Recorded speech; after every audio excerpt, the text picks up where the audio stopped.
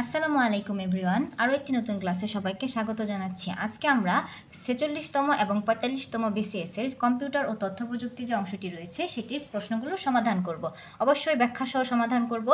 তো চলুন শুরু করা যাক। প্রথমে আমরা 46তম বিসিএসের প্রশ্নগুলো সমাধান করে নিই। তো প্রথম প্রশ্ন ছিল, উইন্ডোজ অপারেটিং সিস্টেম সম্পর্কিত নিচের কোন তথ্যটি সঠিক? উইন্ডোজ অপারেটিং সিস্টেম সম্পর্কিত নিচের যে অপশনটা সঠিক সেটা হচ্ছে এটি একটি মাল্টিটাস্কিং অপারেটিং সিস্টেম। তো এখানে কিছু জিনিস আপনাদের বুঝতে হবে যে অপারেটিং সিস্টেম জিনিসটা আসলে কি। অপারেটিং সিস্টেম হচ্ছে এমন একটা সফটওয়্যার বা এমন একটা জিনিস যেটার মাধ্যমে কি হয়, কম্পিউটারের যে কাজকর্মগুলো আছে সেগুলোকে নিয়ন্ত্রণ করা যায়। আর তারপরে আরেকটা জিনিস জানতে হবে যে এখানে বলছে যে উইন্ডোজ অপারেটিং সিস্টেম, তার মানে আমরা বুঝে নিলাম যে উইন্ডোজ হচ্ছে একটা অপারেটিং সিস্টেম। তো উইন্ডোজ অপারেটিং সিস্টেমটা কাদের? এটা হচ্ছে মাইক্রোসফটের। এটা খুবই গুরুত্বপূর্ণ, মনে রাখবেন যে উইন্ডোজ অপারেটিং সিস্টেমটা হচ্ছে মাইক্রোসফটের একটি অপারেটিং সিস্টেম। তো এটাকে মাল্টিটাস্কিং কেন বলা হয়েছে? এটাকে মাল্টিটাস্কিং বলা হয়েছে কারণ এর মাধ্যমে একটা ব্যবহারকারী, ধরেন আপনি ইউজ করতেছেন এটার মাধ্যমে আপনি বিভিন্ন ধরনের প্রোগ্রাম, একাধিক প্রোগ্রাম একবার মানে এক সময় ইউজ করতে পারবেন। বিভিন্ন ধরনের ট্যাব ইউজ করতে পারবেন। অনেকগুলো আছে যে একসাথে অনেকগুলো ট্যাব ইউজ করা যায় না, সমস্যা হয়, কিন্তু এই উইন্ডোজে সেই সমস্যাটা হয় না। বিভিন্ন ধরনের মাইক্রো কম্পিউটার যেগুলো আছে সেখানে এই অপারেটিং সিস্টেমটা, এই মাল্টিটাস্কিং অপারেটিং সিস্টেমটা ইউজ করা হয়। তো এখানে আরেকটা কোশ্চেন আসছে যে মাইক্রো কম্পিউটার আবার কোনগুলো, আপনাদের মনে কোশ্চেন জাগতে পারে। তো এই যে আমরা ল্যাপটপ ইউজ করি, ডেস্কটপ ইউজ করি, নোটবুক ইউজ করি, এই সবগুলোই হচ্ছে মাইক্রো কম্পিউটার। তো আশা করি আপনারা বুঝতে পেরেছেন বিষয়টা। তো এইভাবে ব্যাখ্যা করে করে পড়বেন, তাহলে দেখা যাবে আপনাদের কোশ্চেনটা খুব ভালোভাবে শেষ হয়ে যাবে। তো এখানে আরেকটা বলতে পারেন যে এখানে তো এটি ওপেন সোর্স অপারেটিং সিস্টেম কেন নয়? অবশ্যই এটি ওপেন সোর্স অপারেটিং সিস্টেম নয়, কারণ কি এদের একটা মালিকানা রয়েছে, যেটার মালিকানা হচ্ছে, ধরেন উইন্ডোজের ক্ষেত্রে মাইক্রোসফট, ওদের মালিকানা রয়েছে, তো এটা ওপেন সোর্স অবশ্যই না। তো পরবর্তী প্রশ্ন ছিল, নিচের কোনটি কম্পিউটার মেমোরি হিসেবে দ্রুততম? তো এটার উত্তর হচ্ছে রেজিস্টার। তো আমরা জানি র্যাম, রম, রেজিস্টার, হার্ড ডিস্ক, এগুলো সবগুলোই হচ্ছে কম্পিউটারের আসলে মেমোরি। তো কম্পিউটারের যে মেমোরি সরাসরি সিপিইউর সাথে সংযুক্ত থাকে আর সাময়িকভাবে তার ভিতর তথ্য সংরক্ষণ করা হয়, সেটাকে হচ্ছে রেজিস্টার বলে। মানে এটা সিপিইউর সাথে মানে সরাসরি সংযুক্ত, আর এখানে আমরা কি করি, সাময়িকভাবে তথ্যটা সঞ্চিত রাখি। রেজিস্টার সিপিইউর মধ্যে অবস্থিত অস্থায়ী একটা মেমোরি। তার মানে রেজিস্টার কি? রেজিস্টার কিন্তু অস্থায়ী মেমোরি, তার মানে এটা স্থায়ী না। রেজিস্টার খুব দ্রুত ডাটা গ্রহণ করে। ডাটাগুলো কী করে? দ্রুত, আপনি একটা ডাটা ইনপুট দিলে সেটা দ্রুত গ্রহণ করবে, মজুত করবে, এবং কোথাও যদি আপনি স্থানান্তর করতে চান সেটাও করবে। ইলেকট্রিক সার্কিট দিয়ে তৈরি হয় বলে রেজিস্টারগুলোর কাজ করার ক্ষমতা কি? খুবই দ্রুত। তাহলে আমাকে এখানে বলতে দ্রুততম মেমোরি কোনটা? তাহলে উত্তর হবে রেজিস্টার। আর র্যাম, রম এগুলোর আপনারা মনে রাখবেন, র্যাম হচ্ছে র্যান্ডম অ্যাক্সেস মেমোরি, রম হচ্ছে রিড অনলি মেমোরি, এগুলো সম্পর্কেও জেনে রাখবেন। নিচের কোনটি কম্পিউটার সিস্টেমের কার্যক্ষমতায় ভূমিকা রাখে না? এখানে এই যে নাটা কিন্তু খেয়াল রাখবে। অনেক সময় আমরা কী করি, অর্ধেক প্রশ্ন পড়ি ফট করে দাগাই দিই, সম্পূর্ণটা পড়ি না, বিশেষ করে ছোট্ট করে না যেখানে থাকে। তো এখানে বলছে কার্যক্ষমতায় ভূমিকা রাখে না, কর্মক্ষমতায় ভূমিকা রাখে না। তো সাইজ অফ রম কর্মক্ষমতায় ভূমিকা রাখে না। আর রেজিস্টার সম্পর্কে আমরা একটু আগে জানে আসলাম, তো এখন আমরা র্যাম, রম বাকিগুলো সম্পর্কেও জানি। তো র্যাম হচ্ছে কম্পিউটার একটা অস্থায়ী মেমোরি। এটা কম্পিউটারের মাদারবোর্ড যেটা আছে, মাদারবোর্ডের সাথে সরাসরি সংযুক্ত থাকে। আর রম যেটা আছে সেটা হচ্ছে স্থায়ী মেমোরি, মনে রাখবেন, রিড অনলি মেমোরি বা রম হচ্ছে স্থায়ী মেমোরি। রম মেমোরিতে রক্ষিত তথ্যসমূহগুলো আপনি কেবল কি করতে পারবেন, এগুলো ব্যবহার করতে পারবেন নিয়ে, কিন্তু এটাকে সংযোজন বা সংশোধন বা এটাকে কোনো রকম পরিবর্তন আপনি করতে পারবেন না। তারপরে হচ্ছে কাজের গতি বৃদ্ধি করার জন্য প্রসেসর এবং মেইন মেমোরির মধ্যবর্তী স্থানে ক্যাশে মেমোরি ইউজ করা হয়। তো এটা কেমন? ধরেন আপনার এখানে একটা মেইন মেমোরি আছে, আর এখানে আপনি ধরেন প্রসেসর আছে বা সিপিইউ আছে, আর এখানে হচ্ছে আপনার একটা মেইন মেমোরি আছে। তো কাজের গতি বৃদ্ধি করার জন্য আপনি কি করবেন, এই দুইটার মধ্যবর্তী স্থানে এই জায়গাটাতে আপনি কি করবেন, এই জায়গাটাতে আপনি একটা ক্যাশ মেমোরি লাগাই দিবেন, যার ফলে কি হবে, এই দুইটার ভিতরে কাজের গতিটা বৃদ্ধি পাবে। তো এই সবগুলোর ভিতরে কোনটা এটার সাথে সম্পৃক্ত না? রমটা হচ্ছে সম্পৃক্ত না, উত্তরটা। এর পরবর্তীতে আছে, নিচের কোনটির অক্টাল সংখ্যা বাইনারি রূপ 24-এর অক্টাল দেওয়া আছে, মানে অক্টাল আছে 24, এটাকে বাইনারি করতে হবে। তো আমরা বাইনারি করার জন্য আমরা একটা জিনিস জানি, এটা খুবই সহজ, এটা আসলে যারা সবসময় করেন তারা খুব সহজেই পেরে যাবেন। যে আমি আপনাকে দেখাচ্ছি এখানে 2 4 8। তো এখানে কি বলছে, 24-এর বাইনারি রূপ বের করতে বলছে। তাহলে 24-এর বাইনারি, 24-এর প্রথমে কি আছে, 2 আছে, তারপরে কি আছে, 4 আছে। তো আমরা প্রথমে কি করব, তাহলে আমাদের কি করতে হবে, 2 বানাইতে হবে। তাহলে 2 বানাইলে আমরা কি করব, এই 2-এর নিচে একটা সোজাসুজি আমরা কি দিব, এখানে আমরা একটা 1 দিব। তাহলে 2-এর নিচে সোজাসুজি 1 দিলাম, আর বাকিগুলো কি দিব, 0 দিয়ে ভরে দিব, এগুলো 0 দিয়ে ভরে দিব। তো 3 ঘর পর্যন্ত নিলেই চলে, কারণ আমরা এখানে যেহেতু সর্বোচ্চ 4 আছে, 8 পর্যন্ত আসলে আমাকে যেতে হবে না। তো বাকিগুলো 0 দিয়ে কেন ভরে দিব, বাইনারিতে 1 আর 0 ছাড়া কোনো সংখ্যা নেই। যেটার সংখ্যা ভ্যালিড থাকবে সেটাকে আমি 1 দিব, আর যেটা ভ্যালিড না বাকিগুলোকে 0 দিব। তো এর পরবর্তীতে হচ্ছে আমি কি করব, 4 বের করব, মানে 4 বের করব। তাহলে 4 কি করব, কি করে বের করব, এই 4-এর নিচে আমি 1 দিব। তাহলে এখানে আমি 1 দিয়ে নিলাম, আর বাকি যেগুলো ভ্যালিড না, ইনভ্যালিড, সেগুলোকে আমি কি দিয়ে দিলাম, 0 দিয়ে ভরে দিলাম। তাহলে এখন দেখেন কোনটার সাথে আমার অপশনে মিলে। তাহলে আমার কি বের হয়েছে, এখানে প্রথমে 2-এর জন্য বের হয়েছে 0 1 0 1 0 0। তাহলে 0 1 0 1 0 0 কোথায় আছে, খুঁজে বের করেন। এই যে 0 1 0 1 1 0, তার মানে উত্তর কোনটা, উত্তর হবে এইটা। বাকিগুলো কিন্তু মিলে না, এগুলো এমনিতেই শুরু হয়েছে 1 1 দিয়ে, এইটা এমনিতেই বাদ, আর এটা হচ্ছে অ্যান্সার। তো এইভাবে আমরা সহজেই বের করতে পারি। আরও যদি বেশি সংখ্যা থাকতো এখানে, তাহলে এখানে 8-এর পরে আমি 16 নিতাম, 32 নিতাম, এইভাবে আরও নিতেই থাকতাম। তো এইভাবে বের করে করে আপনারা প্র্যাকটিস করবেন। তারপরে আসছে, একটি অপারেটিং সিস্টেম একজন ব্যক্তিকে বিভিন্ন সিম্বলস, আইকন অথবা ভিজুয়াল মেটাফোর এর মাধ্যমে কম্পিউটারের সাথে সংযোগ স্থাপনে ভূমিকা পালন করে। নিচের কোনটি এই শ্রেণীর কাজকে নির্দেশ করে। এই শ্রেণীর কাজকে নির্দেশ করে হচ্ছে গ্রাফিক্যাল ইউজার ইন্টারফেস বা গুই। তো গ্রাফিক্যাল ইউজার ইন্টারফেসটা কি, এটা আসলে বুঝতে হবে। তো আমাদের দেখেন, এই যে যেমন আমার এই ইন্টারফেসটা দেখতে পাচ্ছেন আমার এই মনিটরের। তো এখানে হচ্ছে এটা ইরেজারের একটা আইকন, এটা হচ্ছে ড্র বা পেন্সিল নেওয়া বা পেন নেওয়ার একটা আইকন। তো এখানে আরও অনেক ধরনের আইকন আছে। তো এই যে জিনিসগুলো আমাকে কি করলো, আইকন বা চিত্র বা চিহ্নের মাধ্যমে আমাকে বুঝাইলো, এটাই হচ্ছে গ্রাফিক্যাল ইউজার ইন্টারফেস বা গ্রাফিক্স চিত্রের কমান্ডের একটা প্রয়োগ, বাস্তবমুখী একটা প্রয়োগ।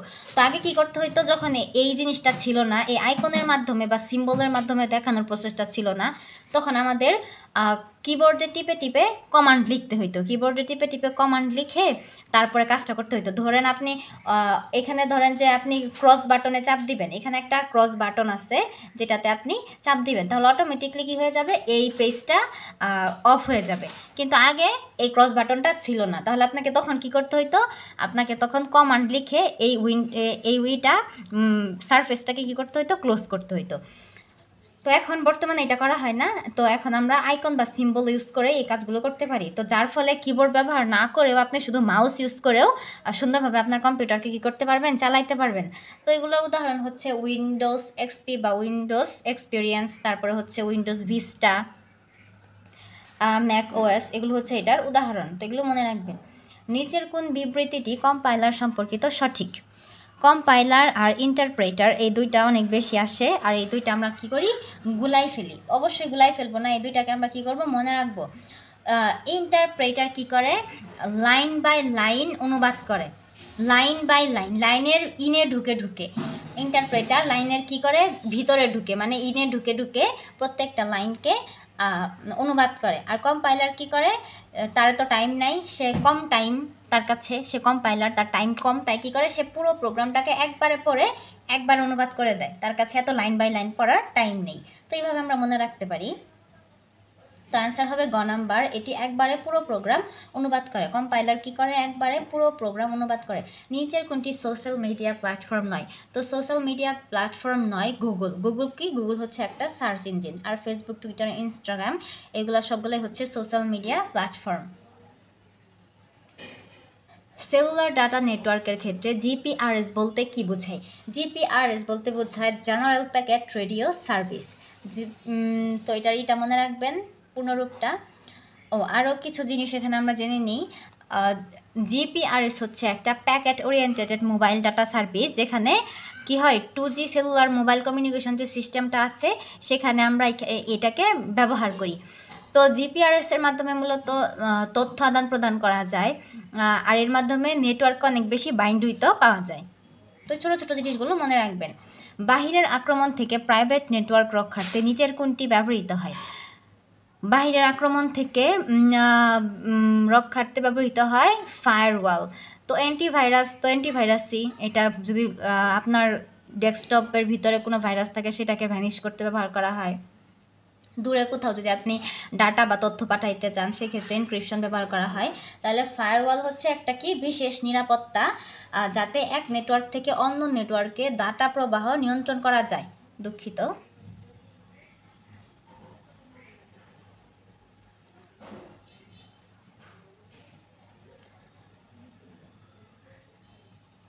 আরও আমি এখানে বিস্তারিত বলে দিয়েছি। আপনাদের যদি পিডিএফটা প্রয়োজন হয় অবশ্যই কমেন্ট করে জানাবেন, আমি পিডিএফটা আপলোড দিয়ে দিব। এখানে ব্যাখ্যা সহ দেওয়া আছে, আপনাদের পড়তে সুবিধা হবে। তো পরবর্তীতে আছে নিচের কোনটি সার্চ ইঞ্জিন নয়? সার্চ ইঞ্জিন নয় সাফারি হচ্ছে একটা ব্রাউজার, বিং হচ্ছে মাইক্রোসফটের সার্চ ইঞ্জিন, তো গুগল আমরা সবাই চিনি, ইয়াহু চিনি, সাফারি হচ্ছে একটা ব্রাউজার। ইন্টারনেট জগতের হাইপারলিঙ্ক ডকুমেন্টগুলোর কালেকশনকে কি বলে? হাইপারলিঙ্ক ডকুমেন্টগুলোর কালেকশনকে বলা হয় ওয়ার্ল্ড ওয়াইড ওয়েব, www। সব কিছু এখানে থাকে। তো আমরা কোনো কিছু সার্চ দেওয়ার আগে কিন্তু www. লিখে সার্চ দিই। যদি ওইটার ভিতরে আমাদের কাঙ্ক্ষিত যেটা থাকে তাহলে আমরা কিন্তু সহজেই খুঁজে পাই। গ্রাহকের চাহিদা অনুযায়ী ইউটিলিটি ভিত্তিক কম্পিউটিং পরিষেবা প্রদানের জন্য কোন প্রযুক্তিটি ডিস্ট্রিবিউটেড কম্পিউটিংয়ের একটি দৃষ্টান্ত? তো ডিস্ট্রিবিউটেড কম্পিউটিংয়ের একটা দৃষ্টান্ত হচ্ছে ক্লাউড কম্পিউটিং। উত্তর হচ্ছে ক্লাউড কম্পিউটিং। তো ক্লাউড কম্পিউটিং কি? ক্লাউড কম্পিউটিং হচ্ছে একটা ইন্টারনেট পরিষেবা, ইন্টারনেট সেবা যা কম্পিউটার ব্যবহারকারীদেরকে কম্পিউটিংয়ের চাহিদাকে পূরণ করে। তো এমন কিছু জিনিস আছে যেটা আপনি কিনবেন না, আপনি সাময়িক কিছু অর্থের বিনিময়ে বা সামান্য কিছু অর্থের বিনিময়ে আপনি সেটাকে ব্যবহার করবেন, অর্থাৎ ভাড়া নেবেন।